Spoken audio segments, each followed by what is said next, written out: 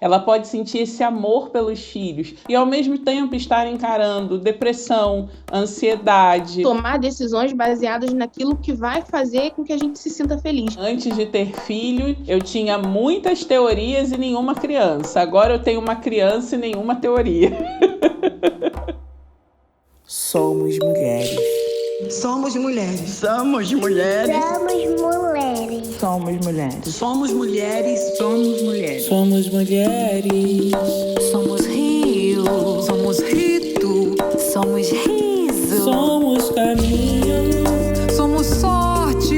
Somos vida. Somos morte. Rito de passagem. Companhia para as travessias da alma.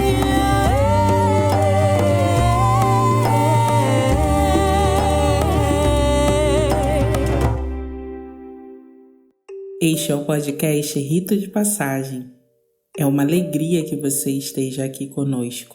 Eu sou a Clarissa Guelves, terapeuta integrativa.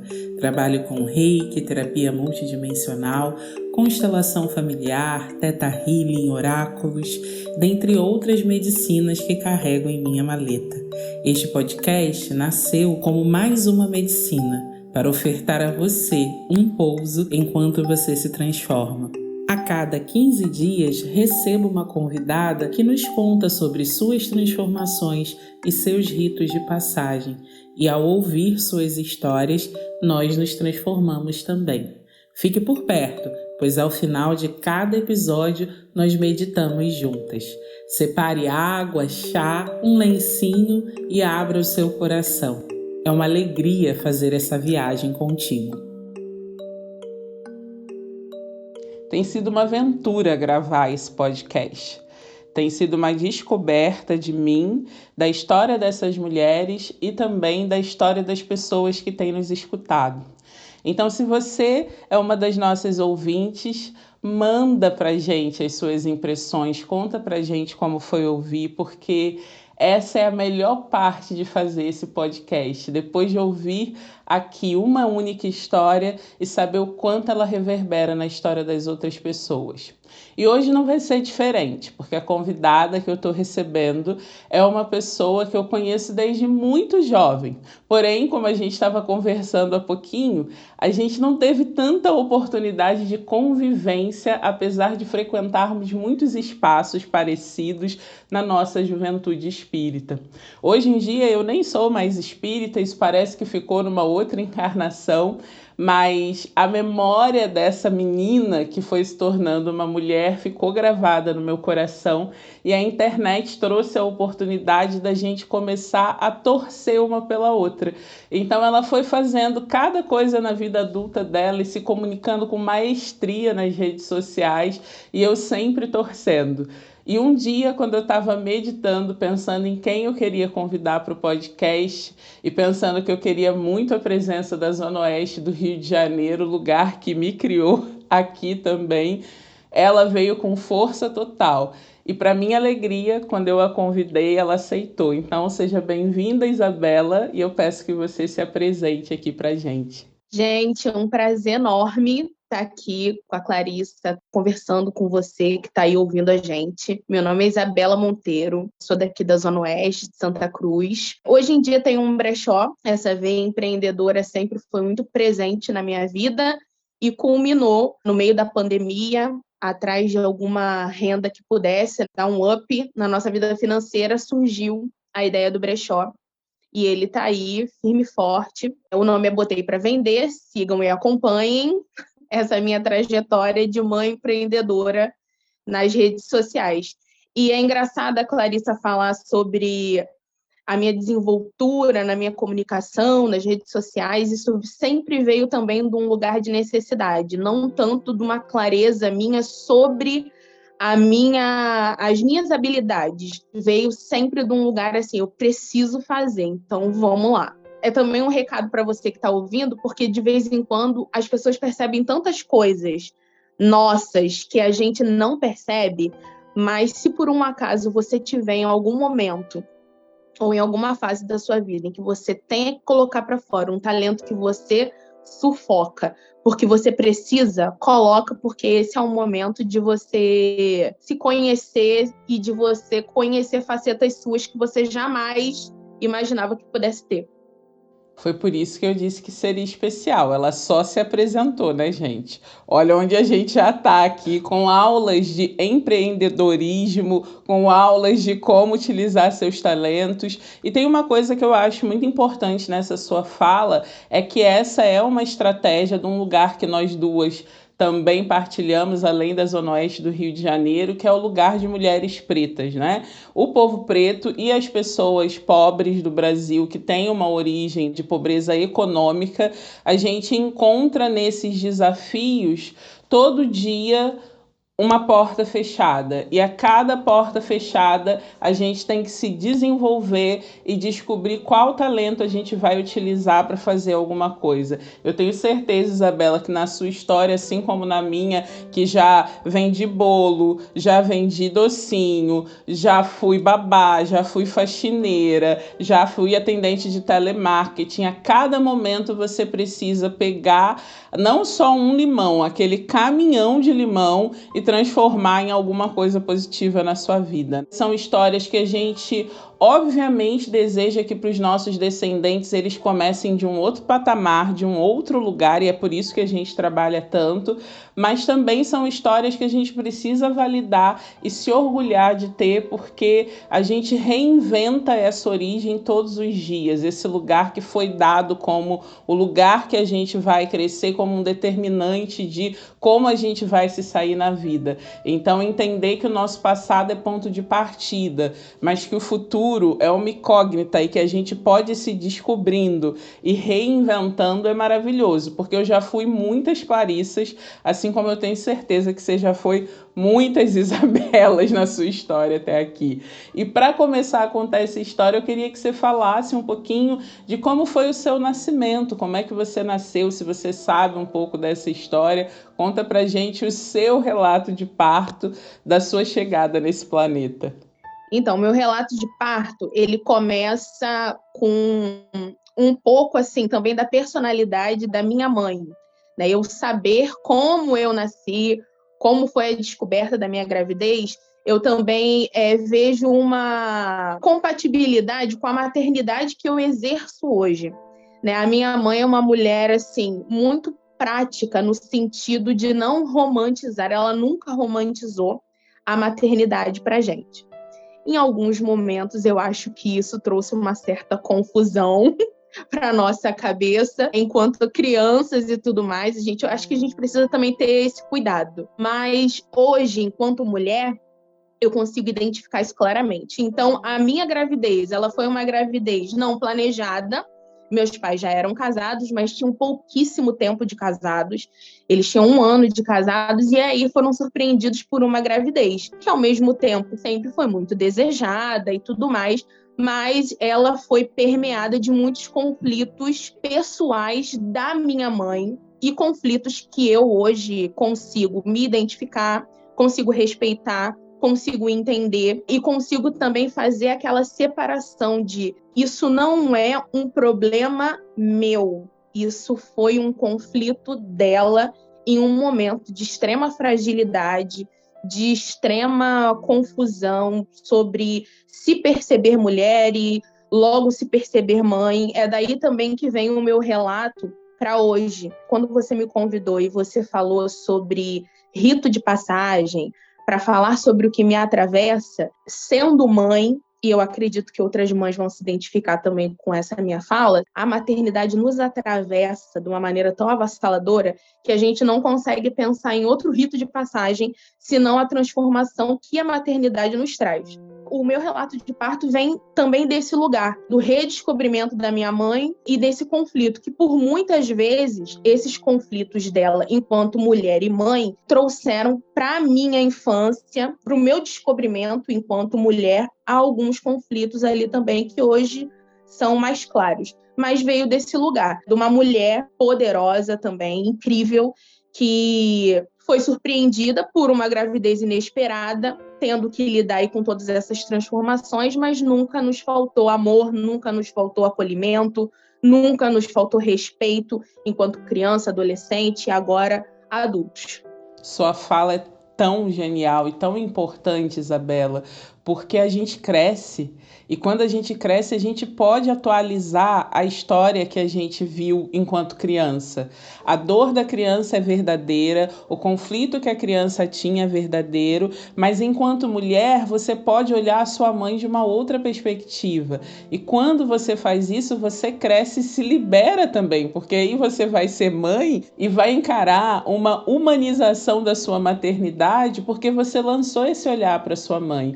Muitas vezes as pessoas, mesmo adultas, ainda chegam com essa dor da criança, o que é completamente compreensível, pensando que, mas eu não fui uma gravidez desejada, então minha mãe não gostou de mim. A minha mãe trabalhava fora, então ela não gostou de mim. A minha mãe tinha conflitos e se questionava sobre a maternidade, então ela não gostou de mim. E essas coisas, elas não precisam necessariamente serem a verdade da sua vida. Uma pessoa é tão complexa, e o ser humano mãe, que antes de ser mãe já tinha toda uma vida, todos os sonhos, os conflitos, os perrengues, as questões internas, ela pode sentir esse amor pelos filhos e uma vontade de fazer dar tudo certo e ao mesmo tempo estar encarando depressão, ansiedade, uma sociedade que não dá apoio para ela, um casamento que cada um quer fazer uma coisa por mais que se amem também, e isso não tem nada a ver com a criança, mas a criança toma para si nessas sensações e cabe a nós, depois que crescemos, olhar para isso e, como você disse, separar as histórias. Existe a história da minha mãe enquanto mulher e existe a história dela enquanto mãe que estava ali, que me deu amor, que me apoiou, que cuidou da forma como ela podia. Eu estava falando para Isabela antes da gente começar que se tem um ser humano que está no meu altar e que eu considero como aquele que deve ser adorado neste planeta, é o ser humano mãe, essas criaturas que movem o mundo. Então é muito importante que a gente possa começar na vida adulta a entender o que era a pessoa e o que era minha mãe, porque quando a gente começa a fazer essa percepção mais apurada, a gente também se libera. Não era sobre você, não era porque você era insuficiente, não era porque você era uma criança levada XYZ, era porque existia ali uma mulher adulta passando por milhares de coisas que você não tinha como entender também por ser uma criança. Então, agora que você está adulta, como é que você pode lançar um outro olhar para a sua história e para a história de como a sua mãe te maternou? E para a gente saber ainda mais, a Isabela traz esse presente que é contar um pouco dela enquanto mãe e de uma experiência específica que ela passou na maternidade. Aí eu acho que a gente fecha o combo dessa compreensão maior que a gente pode lançar. E eu só queria fechar essa fala minha com uma coisa que eu ouvi e que eu fiquei refletindo por muito tempo. Eu ouvi de uma mãe que estava deprimida e ela disse assim: eu amo meu filho, mas eu detesto ser mãe. E até isso é possível, a depender do recorte emocional daquela mulher naquele momento, porque a maternidade ela é tão transformadora, ela é tão avassaladora, que ela pode te colocar encarando sombras que você nunca mais pensou que fosse ver. Ao mesmo tempo que tem um ser humaninho totalmente dependente de você, pedindo atenção, pedindo carinho, pedindo comida. Então é possível coexistir na mesma pessoa esse vale sombrio e esse paraíso e essa alegria. E se a gente puder olhar para as nossas mães com essa humanidade, a gente começa a se entender e, enquanto mulheres, se liberar um bocado, né, Isabela? Exatamente. Existem muitas feridas abertas, feridas da infância, feridas da minha maternidade, mas para cura, tudo parte desse ponto. Quem é minha amiga pessoal já me ouviu falando essa frase que você disse agora diversas vezes. E eu tenho, assim, como missão na vida normalizar essa frase que ainda impacta muita gente. Eu amo o meu filho, mas eu odeio ser mãe. Se você observar, e eu tenho certeza que se uma mãe estiver ouvindo a gente agora, ela vai concordar comigo de imediato que todas as vezes que a gente vai verbalizar alguma dificuldade que a gente tem, algum conflito que a gente tem envolvendo a nossa maternidade, a nossa posição de mãe, a gente sempre reclama ou expõe esse conflito, mas logo depois justifica o conflito dizendo que ama o nosso filho. E a gente não precisa falar isso para ninguém, porque o nosso sentimento por aquela criança é legítimo e ninguém nesse mundo vai amar mais o seu filho, vai fazer mais pelo seu filho do que você. Não existe mulher nesse universo mais perfeita para estar como mãe do seu filho além de você.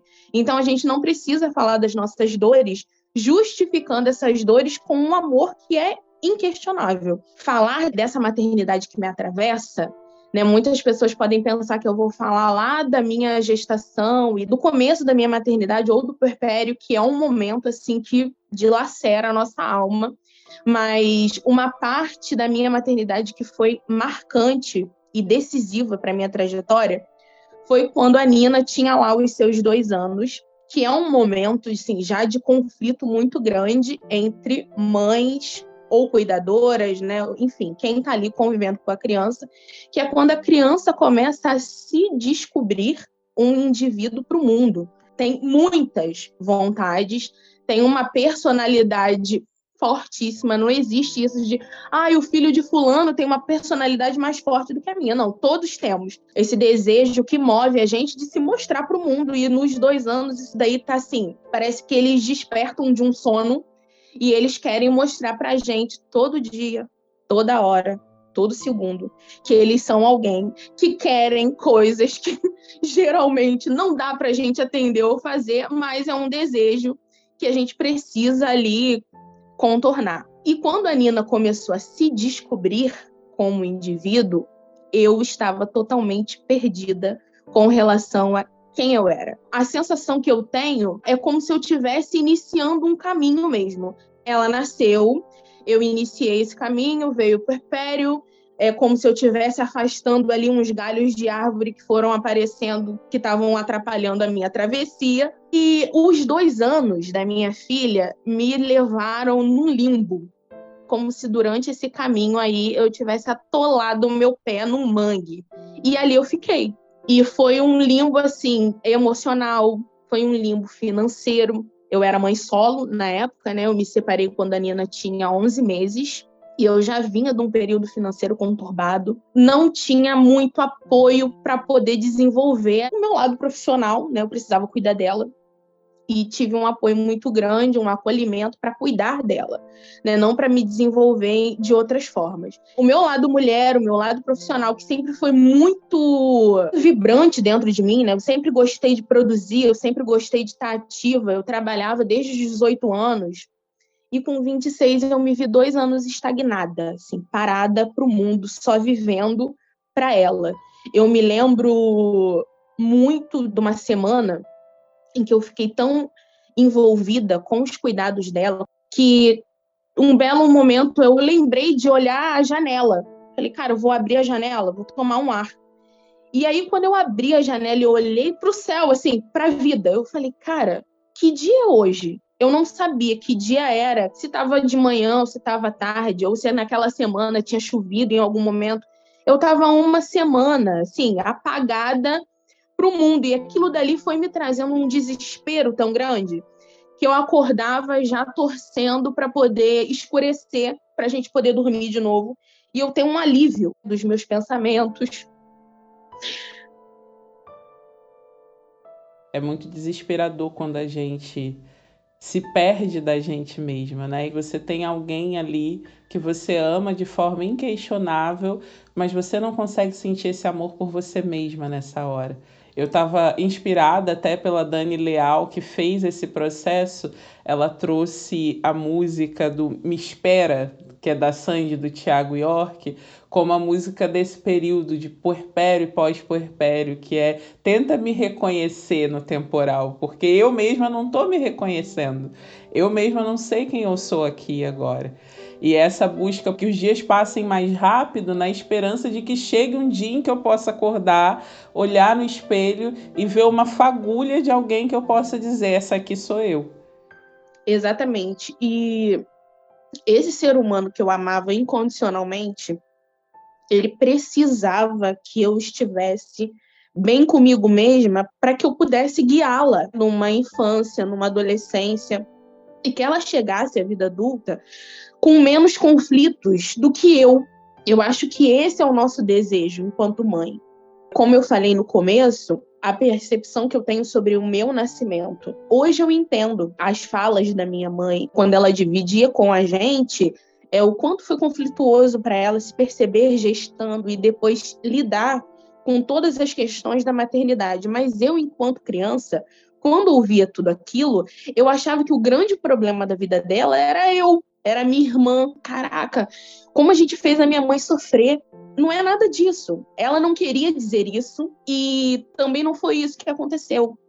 E esse processo de cura que a gente precisa ter com a gente mesma, com quem esteja se identificando com isso, é perdoar, de alguma forma, todas essas falas que um dia nos machucaram e entender que aquela mulher que um dia falou alguma coisa que nos machucou, pode ser a gente também, hoje, esbravejando, desabafando de alguma maneira no ápice das nossas desilusões, dos nossos descontentamentos, coisas que os nossos filhos necessariamente não deveriam escutar. E aí o meu processo de resgate pessoal veio disso também. Quando eu percebi que eu já estava uma semana sem muita noção de que dia era ou de quem eu era, né, eu falei, cara, peraí, eu preciso voltar a me amar. E eu preciso me amar mãe. Eu preciso gostar disso. Eu encontrei em mim a minha mãe, descontente, frustrada, irritada, revoltada pelo fato de estar abrindo mão de tanto de mim por alguém. E eu falei, peraí, beleza, eu passei por isso, mas além de não querer que ela passe por tudo isso também, aqui no fundo eu não sou tão revoltada com essa situação assim. Eu curto muito ser mãe. E foi dela também que veio esse meu resgate. Falei, poxa, ela merece uma infância leve, ela merece uma infância feliz e mais do que isso, ela merece construir a mulher que ela vai ser a partir de agora, de uma maneira mais saudável, que eu posso passar para ela, que todos esses processos que nos envolvem ao longo da vida, se um dia ela escolher ser mãe, ela precisa passar por tudo isso da melhor maneira possível. E aí a gente vai atrás, né? A gente vai atrás de terapia, a gente vai atrás de achar Clarissa lá no Instagram, com todas essas reflexões poderosas que ela traz. A Patrícia, o Ruzola também, que é meu guru da vida. E a gente vai se curando e se conectando com a gente de novo e com essa criança.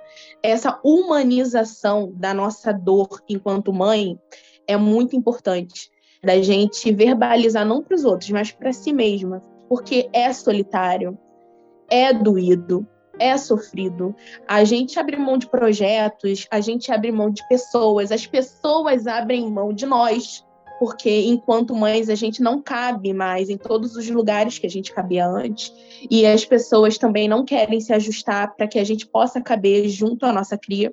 E tá tudo bem, porque também faz parte do processo a gente olhar com carinho para a nossa história e ver que determinadas coisas, determinados momentos, determinados gostos, determinados hábitos vão ficar lá atrás, porque essa pessoa talvez também não exista mais dentro de você.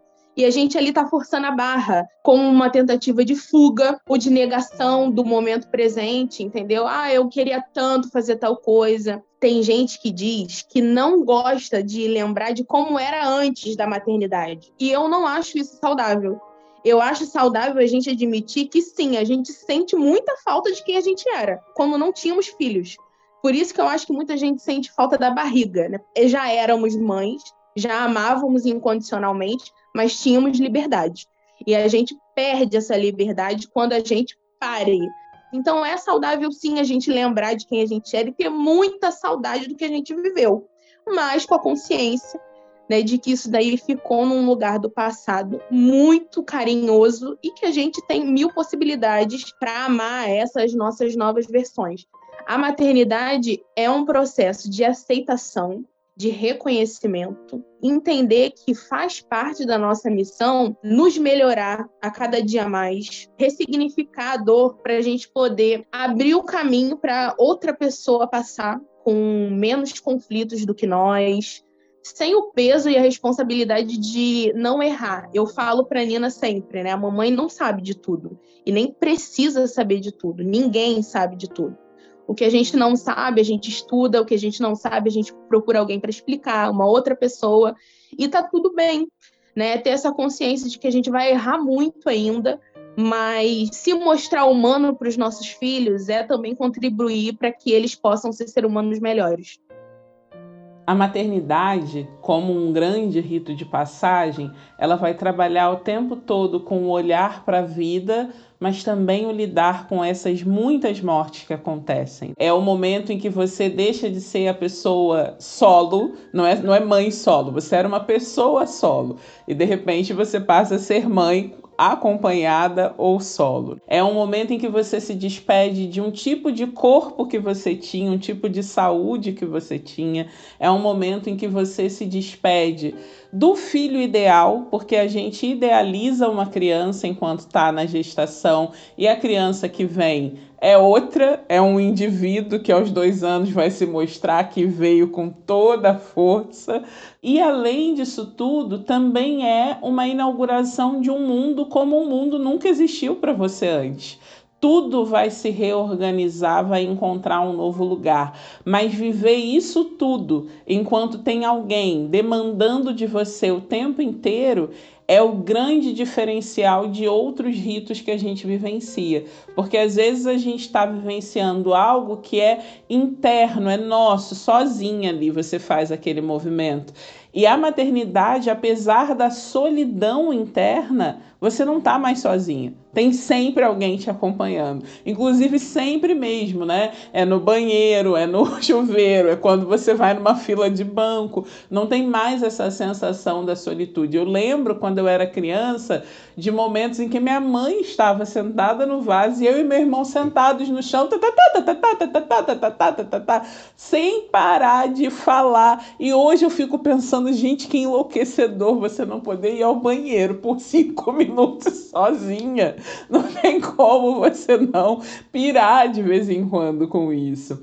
E uma outra coisa que é muito interessante de observar nessas despedidas todas que a maternidade traz é que você também todo dia se despede de uma criança para ver outra chegar no dia seguinte. Porque no dia seguinte já não é mais, já mudou alguma coisa, e daqui a pouquinho já não é mais aquela carinha de bebê, já virou um garotinho, uma garotinha, daqui a pouco já está um pré-adolescente, daqui a pouco um adolescente, daqui a pouco um adulto. Então você lida também com essas saudades muito específicas que não se tem em outras experiências, porque você está testemunhando a vida de uma pessoa por um tempo, 24 horas por dia, depois começa a ser um pouco menos, até que se torne um adulto. E uma outra coisa que é a humanidade, quando você começa a falar dos limites, tem coisas que eu não sei, filha, e também não tem nada garantido na maternidade. Você pode se esforçar, fazer sua terapia, cuidar das suas dores, e a experiência que sua filha ou seu filho vai passar é dela. Você não tem como dizer que porque você está curando isso, aquela criança não vai sentir algum tipo de dor ou sofrimento. E talvez essa seja a parte mais dolorida para a mãe, que é entender que ela não vai conseguir evitar o sofrimento do filho, mas descobrir em que lugar ela pode estar para dar apoio e suporte quando esse sofrimento chegar. Porque ele chega, porque isso é a vida da gente. Mesmo quem não é mãe, todas nós aqui somos filhas de alguém. E o nosso sofrimento chegou. E para algumas de nós foi com o testemunho das nossas mães. Para outras, não. Então, é tanta coisa acontecendo nesse caldeirão que não tem como a gente não se perder da gente. E não tem como, ao mesmo tempo que você está iluminada, brilhando de felicidade, você está se questionando, será que eu estou fazendo a coisa certa? Será que o caminho que eu estou escolhendo é mesmo melhor? E eu gosto muito da palavra possível quando a gente fala sobre maternidade. O que você está fazendo é o possível para o seu momento, né? Você trouxe, Isabela, aquela provocação ali no começo de você é a pessoa mais perfeita para o seu filho. E eu acrescento dentro daquilo que te é possível. Para algumas pessoas o perfeito também fica pesado. É o possível e está todo mundo fazendo o possível. Nossas mães fizeram o possível para elas e isso pode não ter sido o que você precisava, mas foi o que você teve e foi o que ela pôde te ofertar. E você, enquanto mãe, está fazendo o seu possível pensando: nossa, eu estou entregando o melhor para essa criança. Mas essa criança um dia vai parar na terapia para falar: ai, mas eu queria tanto que minha mãe tivesse sido XYZ comigo. Então, tem um psicólogo que eu gosto muito, que é o Petrônio Azevedo, ele fala assim: eu considero minha tarefa enquanto pai cumprida quando eu sei que a minha filha consegue pagar o próprio psicólogo. Porque tem coisa que eu não vou dar conta de fazer. Ela vai ter que ir para terapia na própria conta para resolver, porque eu vou errar e vou errar muito. É certo que eu vou errar muito tentando fazer o melhor possível. E é exatamente desse lugar que eu organizo todas essas falas mesmo. É exatamente assim que eu penso. É o possível que a gente faz.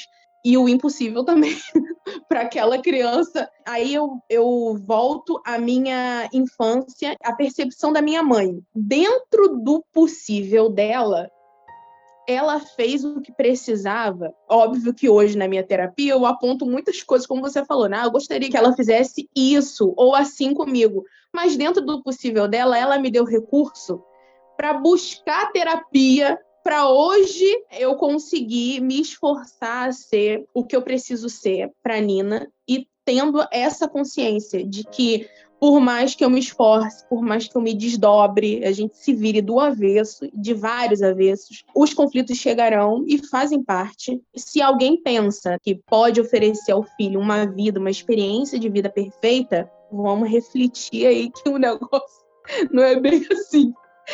E que bom que existam esses conflitos para ela poder se conhecer também, se questionar, senão ela vai virar um espelho de Isabela. Eu não quero que ela vire isso. Eu quero que ela seja essa Nina autêntica que ela é. Você falou da despedida que a gente tem das fases deles, e isso às vezes uma criança acorda de uma maneira e a gente se despede dela no mesmo dia, ela sendo outra. Ela traz pra gente hoje em dia provocações, assim, questionamentos que a gente fica: tá, e agora?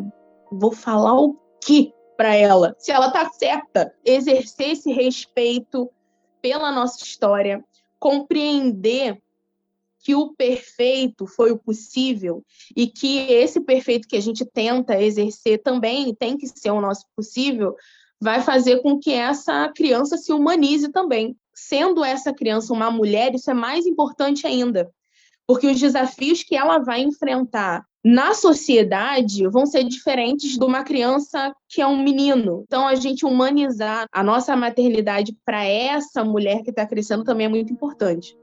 Isso que você traz é essencial e vale para as duas direções, descendentes e ancestrais, porque o meu posicionamento feminista, político, ativista, ele tem que englobar a geração que está vindo e a geração que passou.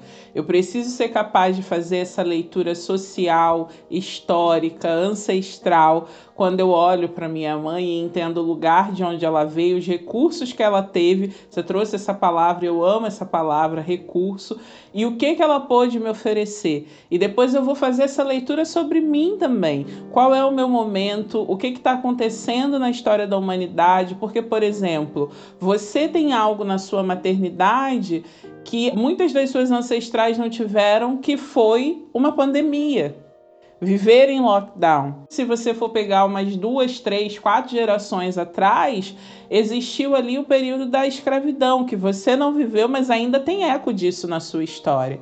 Então a gente precisa se localizar também em termos históricos e sociais para a gente entender quais são os atravessamentos que vêm. E nós, enquanto mulheres, nesse momento ainda estamos, apesar dessa luta já ter iniciado e nós já termos benefícios dessa luta começada, nós ainda estamos vivendo numa sociedade com altíssimo nível de feminicídio, de machismo, o patriarcado agarrado no nosso pescoço. As pessoas hoje, 2022, ainda perguntam: ué, Isabela, cadê sua filha? como se você não pudesse estar em algum momento sem ela. Mas não fazem essa mesma pergunta para os pais. Eu, que nem sou mãe, eu, enquanto irmã, vejo que pessoas chegam para me fazer perguntas sobre os meus irmãos que não perguntam ao meu pai, mas eu não sou mãe deles. Perguntam para minha mãe, mas não perguntam ao meu pai. Então a gente tem cobranças hoje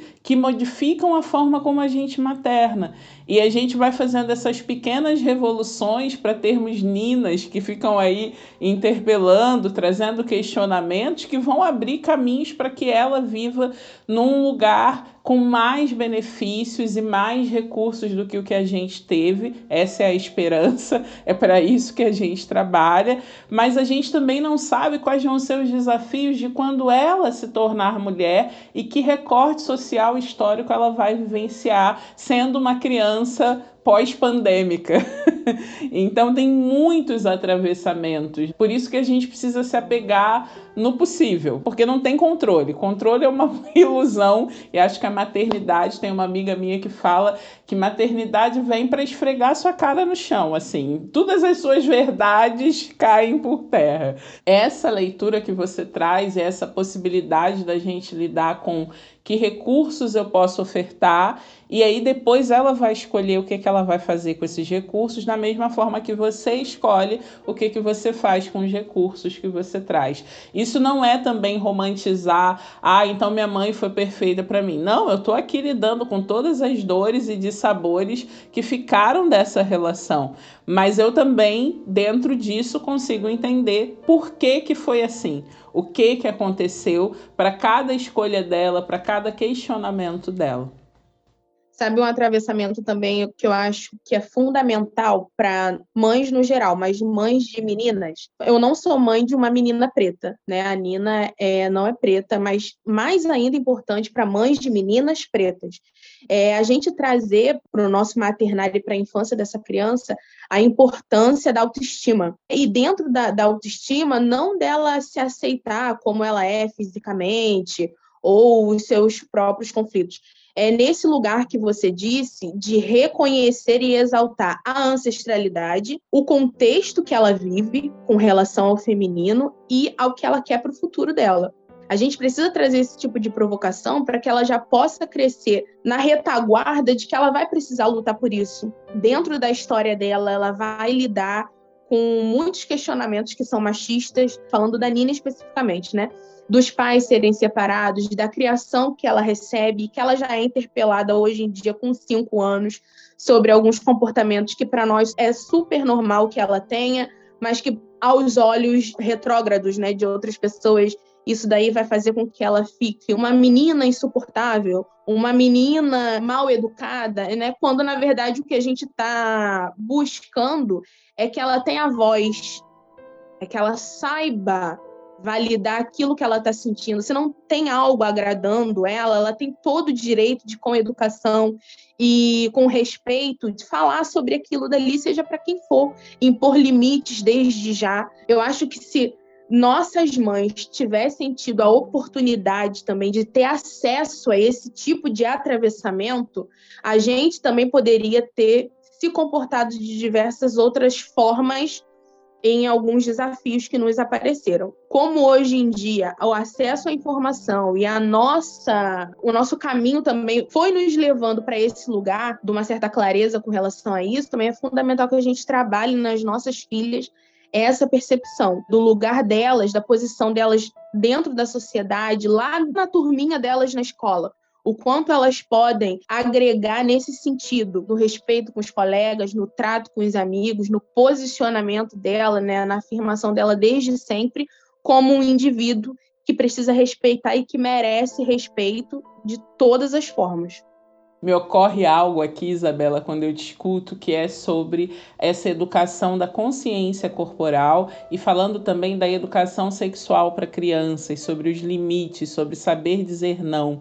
Que a nossa geração, a minha geração, que é uma antes da sua e a sua também, foram muito ensinadas do deixa dar o beijinho, dá o abraço, por que essa criança não está abraçando, por que essa criança não está dando beijinho? E hoje, para nós que fomos educadas dessa forma, sustentarmos uma educação que respeita esse espaço também é muito desafiador, porque vai em lugares assim, ai, minha filha não quer me dar um beijo hoje, gente. Será que eu tô sendo boa mãe? Será que ela me ama? O que que tá acontecendo? A gente também pira e às vezes isso não é muito trazido à baila. É claro que a gente quer validar as emoções e os sentimentos, mas como é que isso chega em mim? E por isso que eu acho muito bacana quando lá atrás você trouxe. Aí a gente faz um movimento para curar o nosso problema, porque se eu não tô sustentando que essa menina sabe quem ela é, tá se mostrando desse jeito, toda forte, toda incrível, não é sobre diminuir o que ela tá fazendo, é sobre eu crescer para estar na altura do que ela tá me propondo. Então é um momento em que a gente evolui e se desenvolve junto com os nossos filhos também. A Nina, todas as vezes que ela era interrompida, ou então não dava para fazer uma coisa assim, que na cabeça dela é super possível e não rola, não tem como a gente abrir aquela exceção ali, ela começou a verbalizar que eu era uma mãe muito chata. E da primeira vez que eu escutei isso, porque não veio só assim, ah, mãe, você é chata. Não, veio carregado de uma irritação e de uma verdade muito grande. De fato, de vez em quando ela me acha uma mãe muito chata. E eu levei aquilo para um lado pessoal e falei assim, caraca, cara, pô, eu faço tudo para essa garota. Gente, eu tô dando a minha vida aqui. Eu quase me perdi para poder me achar por causa dela. Essa garota tá me chamando de chata. Claro que ela não pode sair por aí me chamando ou chamando outras pessoas de chata. É o que a gente conversa aqui. Eu falei, olha, eu entendo que você tá chateada porque a mamãe não deixou isso, ou não dá pra gente fazer isso agora, mas você pode falar isso de uma maneira mais carinhosa. Falar, mãe, eu fiquei chateada com você por causa disso, disso e disso. E aí a gente conversa. É também não levar isso pro pessoal, porque, pô, a gente nunca achou nossa mãe chata. É um exercício que você faz, né? É igual quando o psicólogo te dá uma resposta que você fica meio tonta sobre você mesmo. Então, ter uma criança dentro de casa de vez em quando, é você se confrontar com esse lado seu que você, sabe, do alto da sua arrogância, você simplesmente ignora. Ou então você tenta justificar que não é bem assim. Eu sou assim por causa disso, disso, disso. Eu tô falando com você desse jeito porque eu estou extremamente irritada. A gente devolve muito os nossos conflitos para eles, como se muitos dos nossos conflitos fossem por causa da nossa rotina ou por causa do comportamento deles, e não é bem assim. A gente tem o dever de direcionar a emoção, né, de ensiná-los a lidar com a emoção, mas também é muito importante que a gente saia desse pedestal aí de mãe perfeita para poder ter uma relação assim de mais respeito e proximidade com a nossa criança e com a gente mesmo, que a gente precisa aí trabalhar dentro de nós. E você traz isso me convocando para um lugar muito interessante, que é, enquanto eu materno, eu também estou lidando com a minha criança interna. E existe uma projeção dessa criança que é querer ser amiguinha dos filhos. E mãe e pai podem ser amigos em termos de serem pessoas com quem contar. Mas não é esse o cargo que se ocupa, é o cargo de mãe. E a mãe vai impor limites. E quem gosta de receber limites? Eu não gosto, você não gosta. Por que a criança precisa gostar? Mas quando ela vem com esse lugar, ah, mãe, você é chata, quem recebe esse você é chata é essa criancinha aqui dentro também da gente, que fica, caraca, fui rejeitada por uma garota de 2 anos de idade. E aí a gente começa a criar esse diálogo interno porque mexe nas nossas feridas. E esse lugar, né, eu trabalhei muito tempo na educação infantil e é um lugar diferente, o de professora, mas esse lugar de professora também é um lugar de, poxa, mas eu estava achando que estava arrasando e essa criança vem me falar isso assim, com naturalidade, e você traz algo que eu quero sublinhar, porque é um lugar de muita, muita potência para as mães que estão nos ouvindo sobre o direcionamento nessa educação emocional. Eu me sinto chateada é diferente de acusar o outro pela minha emoção. Eu me sentir chateada é diferente de você ser chata. Eu me sentir irritada é diferente de você ser irritante. E a criança não tem esse recurso, essa elaboração para fazer a diferenciação. Cabe realmente ao adulto, à cuidadora, quem está ali com ela, ensinar esse caminho, onde eu posso validar as minhas emoções sem estar numa posição acusatória em relação ao outro. Mas não vai funcionar em 3, 2, 1. Não existe método Super Nani para criar a criança perfeita em 5 passos. Você vai dizer isso 5 vezes por dia, 10 vezes, 14, 20. E em algum momento, talvez você veja o resultado desse ensinamento seu, porque também não tem garantia. Esse lugar para trazer essa criação desse vocabulário emocional e de formas de conectar com a própria emoção, isso é muito importante. E de vez em quando, porque ela também está aprendendo o jogo das palavras e sabendo que ela está com uma dor que ela quer que você se solidarize, ela vai te chamar de chata, não porque ela não saiba que ela está chateada, mas porque ela também quer devolver para você e fazer essa convocação da tua criança ali para ver em que lugar que você vai ficar. Então, esse espaço de dar limite, esse espaço de criação desse vocabulário é muito importante, sempre que possível, porque de vez em quando você também vai escorregar nessa banana da maternidade e vai para esse lugar de ai filha, mas a mamãe não é chata não chama a mamãe de chata, como assim? É um eterno aprendizado de muitos erros e, com a graça de todos os deuses, alguns acertos também, né? Exatamente, a maternidade é esse escorregar de bananas, assim, o dia inteiro, durante longos anos, acredito eu. Parece que estamos falando de uma criança com 15 anos, mas ela só tem 5. Então ainda tem muito escorregar de banana por aí pela frente. E eu sempre converso com as minhas amigas que todas as vezes que a gente encontrar por aí pela internet alguém que fala assim pra gente, olha, se inscreve aqui no meu curso, que eu tenho certeza que vai ser uma virada de chave na sua maternidade, como educar a criança em 10 passos, como fazer a criança dormir sozinha, desfraldar. Eu acho que a gente tem que desconfiar de todas essas coisas. Primeiro que cada criança é um mundo. E na maternidade, eu acredito que não exista o certo a se fazer. Existe o que funciona para você. Dentro desse papo todo aqui nosso, eu consigo ter um diálogo, ainda que de vez em quando truculento, com a minha filha de 5 anos. Mas talvez uma outra criança, filho, filha de quem esteja disputando a gente, não se enquadra. Precisam de outras ferramentas, vai exigir ainda mais daquela mulher enquanto mãe para poder sair desse embate para um encontro. Então, não existe o certo. A gente também não está falando aqui de verdades absolutas. Que maternidade maravilhosa que a Isabela exerce nesse lugar de ter o diálogo com a filha dela e trabalhar as emoções dessa criança, porque você pode tentar fazer isso com seu filho e não vai funcionar. Esse papo de que a gente tem um filho e que é uma tábua rasa, que a gente vai moldar, é muito coisa do passado. É engraçado também que é um lugar de dor também na maternidade, você enxergar isso, você aceitar isso, né? Que não é porque a gente lê muito e se informa e estuda e se coloca à disposição para ser a mãe mais acolhedora possível, pode ser que aquela criança se torne um adulto extremamente, assim, distante de você, distante de tudo aquilo que ele vivenciou na infância. Quantas de nós nos afastamos dos ensinamentos, da realidade que nos foi mostrada enquanto crianças? E daí a gente vivenciou outras coisas, outros conflitos. E a nossa criança também vai passar por isso. Pode ser que ela se afaste da gente, pode ser que a gente não seja mais uma referência para ela em algum momento. E tá tudo bem também, por mais doloroso que isso seja. Eu também me trabalho muito por isso, né? Porque eu também acho que eu sou essa mãe que eu quero sempre tê-la perto de mim. E isso não é sobre ela, isso é sobre Isabela. Então, eu acho que também a gente precisa trabalhar esse lado.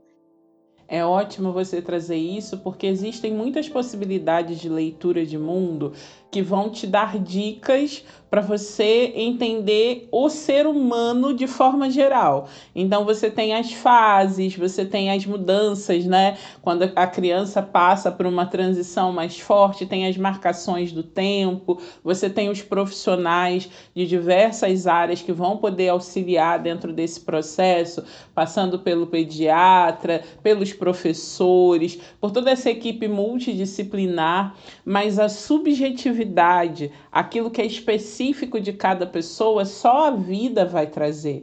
Então tem um lugar aí também que o Alexandre Coimbra Amaral, que é um grande professor, ele diz: meus filhos são mestres para mim, no sentido de que nem tudo vai estar no livro. 90% estará na relação construída com aquele ser humano. No dia a dia, onde você vai escutar aquela demanda, entender o que você pode fazer com aquela demanda, o que você não pode fazer, e ir descortinando esse lugar. Porque todas essas receitas, elas podem funcionar para um ou para outro. Mas no seu caso, o que funciona é aquilo que você também observa. Então, validar o seu próprio saber, o saber da criança, quando ela vai trazer apontamentos e dentro da possibilidade dela te mostrar, junto com esse arcabouço de saberes já produzidos, tanto pela academia, por leituras filosóficas, isso tudo ajuda, mas é aquela frase, né? Antes de ter filhos, eu tinha muitas teorias e nenhuma criança. Agora eu tenho uma criança e nenhuma teoria.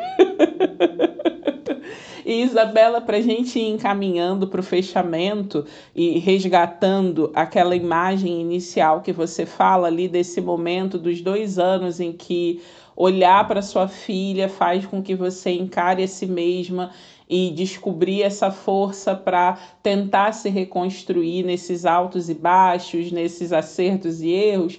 O que você hoje mapeia 3 anos depois como os recursos que você teve para fazer aquela travessia? Aonde você encontrou algum tipo de apoio ou não encontrou para fazer esse movimento desse rito de passagem?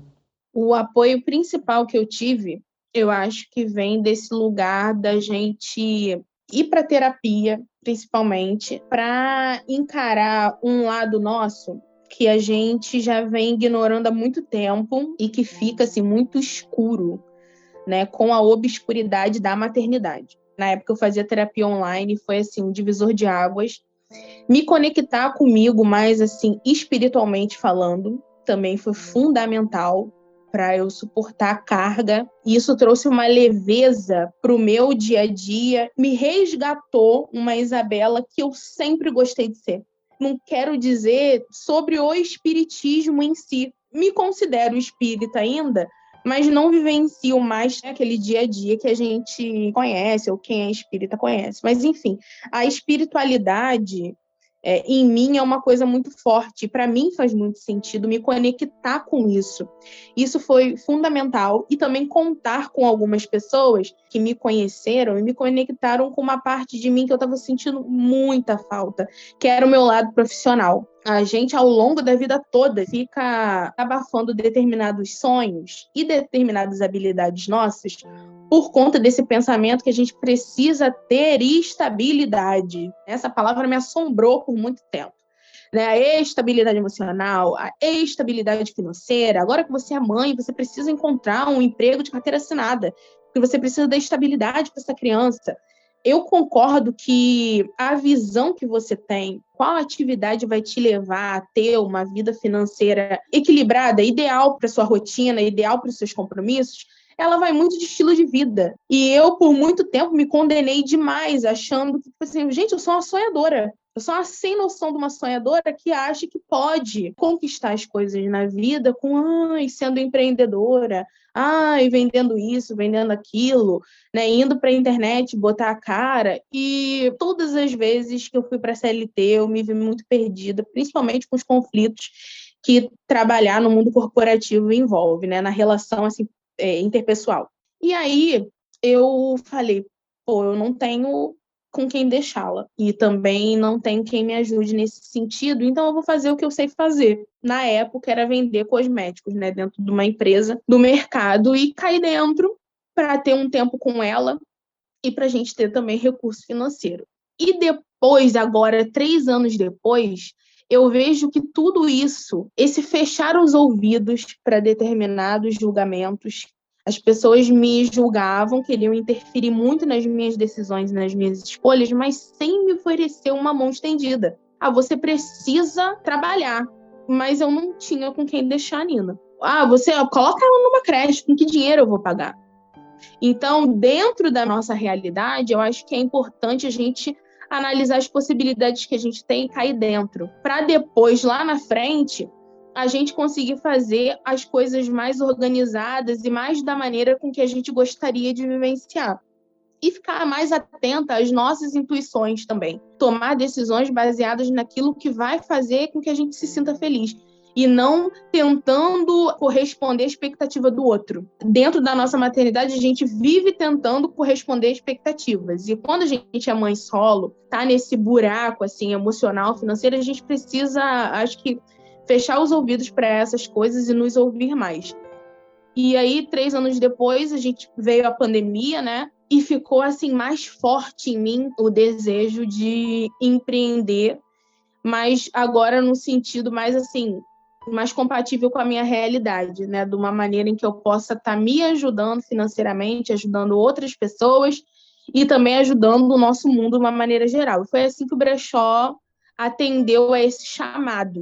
Com a afiliação das fornecedoras, eu consigo ajudar outras mulheres a terem uma renda nesse momento, de repente, de estar sem saber para onde ir. Quando elas se tornam fornecedoras do Brechó, elas disponibilizam as peças delas com a venda, elas ganham uma comissão. Então, eu tenho certeza que quando é uma mãe que está colocando uma peça de roupa lá, aquela comissão que ela está ganhando por estar desapegando, botando a moda para circular, ajudando a interromper vários processos assim de exploração de mão de obra, exploração do meio ambiente, ela também está ajudando aquela mulher a se reencontrar financeiramente para dar suporte àquela criança, para dar suporte a ela mesma e condições para ela poder se reconstruir aos pouquinhos para voltar para o mercado de trabalho depois da melhor maneira que ela achar, mas ali, imediatamente, ela está estancando uma necessidade que assombra a gente quando o bolso fica vazio e a crise aperta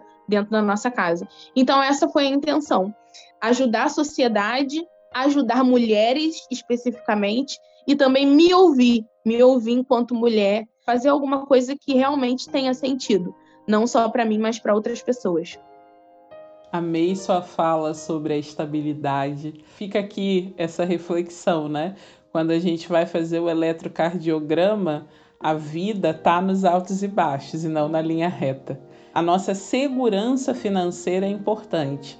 A estabilidade ela está super valorizada nesse momento e é um conto da carochinha para você se manter onde você está aprisionada, sem dar ouvido a essas vozes que vêm do seu coração, a esse seu desejo de se transformar.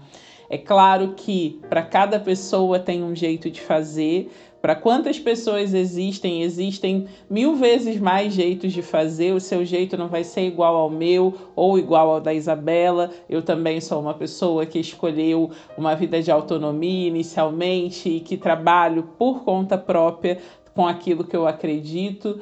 Existem pessoas que são muito felizes dentro de um regime de CLT, funcionárias públicas, mas tem gente que nesse momento pode estar precisando dessa inspiração para é isso mesmo que você quer, é esse o estilo de vida que você está escolhendo para si.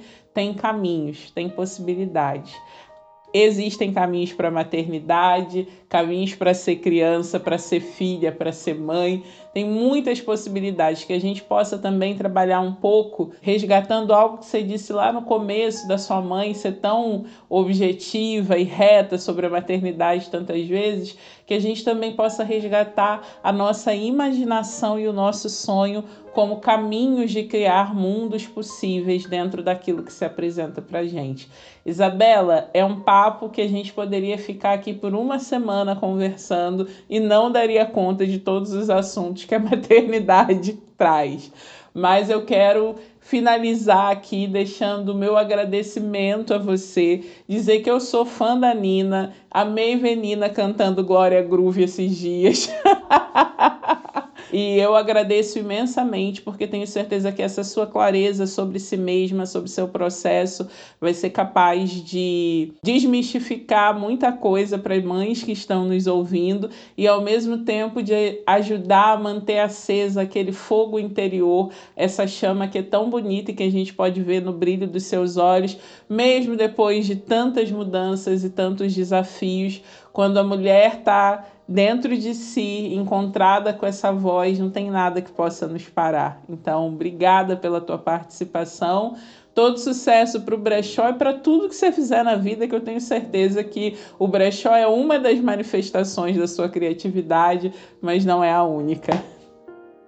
Eu que agradeço do fundo do coração essa oportunidade de falar para outras pessoas e de me ouvir também, né? Foi muito interessante para mim me ouvir falando de mim, da minha história, da minha maternidade, assim, dessa forma. Deixei o coração falar, fiquei livre aqui, me senti super à vontade para falar com você e para falar para tantas pessoas que vão nos ouvir de coisas que são, assim, muito pessoais e que é um caminho que eu trilho, assim, escorregando em bananas, mas com muita felicidade. Então, um beijo carinhoso demais para quem está ouvindo a gente, para vocês. Muito obrigada pelo convite de verdade. E mulheres, acolham-se, amem-se e respeitem os processos, né? Vai dar tudo certo, vai passar e contem com a gente, para o que vocês precisarem. Obrigada, Isabela, queridas todas que nos ouviram. Fiquem bem e vocês sabem que daqui a pouquinho começa a nossa visualização. O episódio ainda não acabou.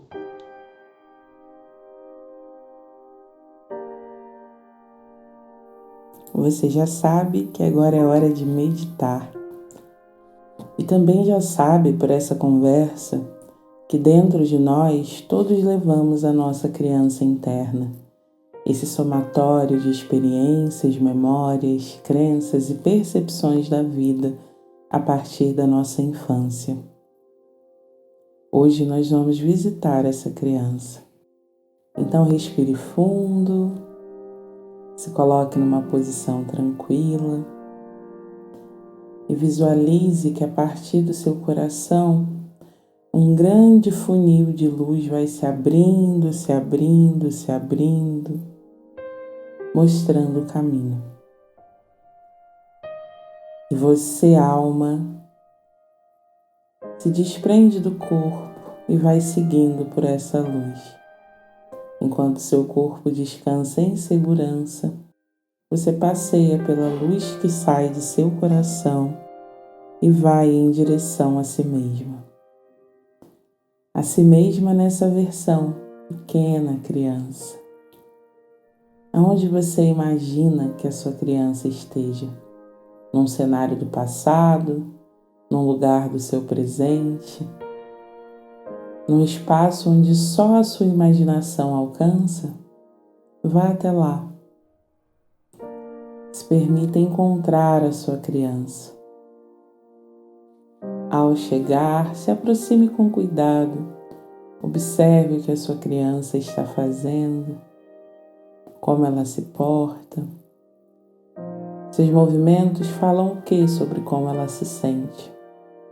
Ela está retraída, solta, relaxada, tentando se esconder ou entregue à sua presença? Caminhe até ela. Fique na mesma altura que ela. E aos poucos vá interagindo com a sua criança. Qual a idade você tinha? O que acontecia na época em que você era dessa forma? Quem eram as pessoas importantes na sua vida nesse momento?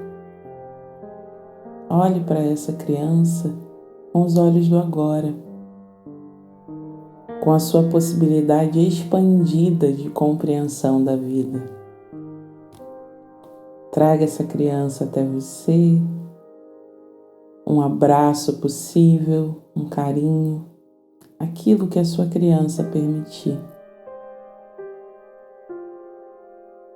E as frases que fizerem sentido para o seu coração, você pode repetir na direção dela. Querida criança, eu vejo você. Eu vejo as suas emoções e os seus sentimentos. Eu valido a sua verdade. E dentro de mim, aonde quer que eu vá, há espaço para você. Hoje a minha vida é bem diferente dessa época. Eu vivi muitas conquistas, muitos desafios. Eu sorri muito e às vezes eu também chorei. Mas eu tô aqui hoje, por você, para você. E aonde quer que eu vá, eu te levo comigo no meu coração. Abraça a sua criança e com o poder que você tem de imaginar, cria um novo cenário dentro de ti. Visualize esse espaço seguro, com todos os recursos e ferramentas que a sua criança precisa. Traga a sensação de estar com pessoas que foram boas para você na sua infância. Construa esse espaço. Talvez o espaço seja um arco-íris, talvez seja o quintal da casa de algum familiar, talvez seja o quarto que você sempre sonhou. Visualize que vocês agora estão nesse espaço. Esse espaço é um lugar dentro do seu coração, onde a sua criança ficará segura, tranquila, e onde você sempre poderá voltar para visitá-la.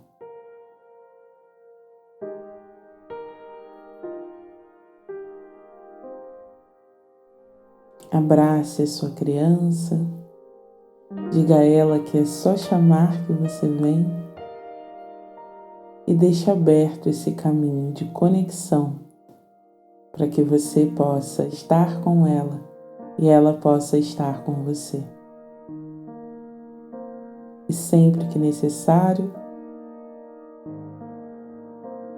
com essa sensação dentro de ti, respire, conectando novamente pela via do coração, pela luz que vem do coração. Vá percebendo o corpo a partir daí. Abra os braços, se espreguiçando. Sente seus pés, suas pernas, se abrace e seja bem-vinda de volta.